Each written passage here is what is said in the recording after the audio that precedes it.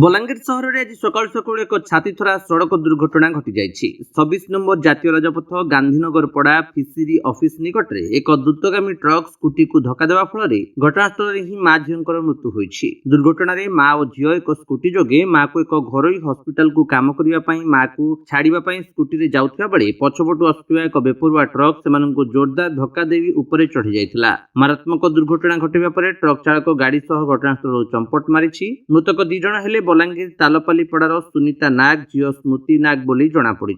अभावन सड़क दुर्घटना रे मां झील शिकार होइछंती। खबर पाई टाउन पुलिस तुरंत घटनास्थल में पहुंची उभय मृतदेह उद्धार कर भीमभोई हॉस्पिटल को व्यवच्छेद पठाई। यह सहित दुर्घटना घटाई फेरार हो जाइथिबा ट्रक और तार चालक को धरिबा पई पुलिस विभिन्न स्थान में नाकाबंदी करी तदंत प्रक्रिया जोरदार करिछि। एही घटना पर स्थानीय अंचल में गभीर शोकर छाया खेली जाइथिबा बेले दुर्घटनार सीसीटीवी फुटेज मध्य आमर हस्तगत होइछि। धरम नाग तालपाली पड़ा मोर मोर मिसेज आ मोर झील कर मोर मिसेजटा समलेश्वरी हॉस्पिटल रे काम करछन जाऊली अजाणा गाड़ी गुटे पिटी देकर पलि गला मोर झील मोर मिसेज पूरा स्पॉट गले से से गाड़ी वाला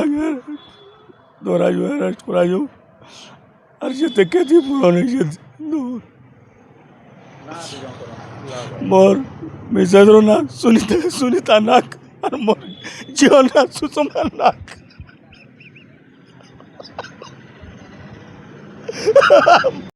गोविंद चंद्र शतपथी समाजसेवी देखुन आज सकाल 6 बजे गोटे बलांगीर गोटे अति मानने गोटे दुर्घटना घटी अति दुखर विषय। देखुन रास्ता आप देखुए बड़ बड़ गछ मैंने जेहतु अच्छे होर्डिंग मैंने लगे जेनटा कि रास्ता बहुत साकुल होजे जेन गछ मैंने चौड़ा होते बोले रास्ता समस्त चौड़ा हो जाते जेहतु बायपास नहीं हबार से रास्ता लाइन ट्रक मैंने याडू हो जाऊे तो से निहाती सकालू 6 बजे गोटे बलांगीर 2 जण झील माने दुर्घटना होन मृत्युवरण कर जेहेतु से लगे आम जिला प्रशासन के अनुरोध करूँ केन्दागिरी जल्दी के ना ये रास्तार जेन गछ मान अच्छे साइड कटा जाऊ आउ जेन होर्डिंग मैंने लगाई गछ ताके बंद करा जाऊ आज जेन मृत जेन मरी जाइछन आजिका जेन दुर्घटना है जेन ट्रक जेनटा पिटी देचे मुझे अनुरोध करुँ मुख्यमंत्री के मुख्यमंत्री पार्टी से परिवार प्रति समबद्धता जनईकरी मैंने जेनटा भी मुख्यमंत्री पार्टी रिलीफ पांठी साहाय्य करा जाऊ। हाँ मुई हीरालाल साहू आई देखो सकालू सकालू गोटे झीलटे आ तार माँ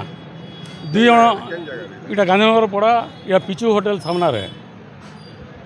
तो आज सकालू सकालू 2 माँ झील मैंने आसुले खाली जस्ट राति कि वर्षा होइए जेन जिते बंद अच्छी सब बंद माटी मेन रास्ता उपर सब यातायात करुचे और सब माटी ना पड़ीगिरी पूरा कादुआ हो जाइए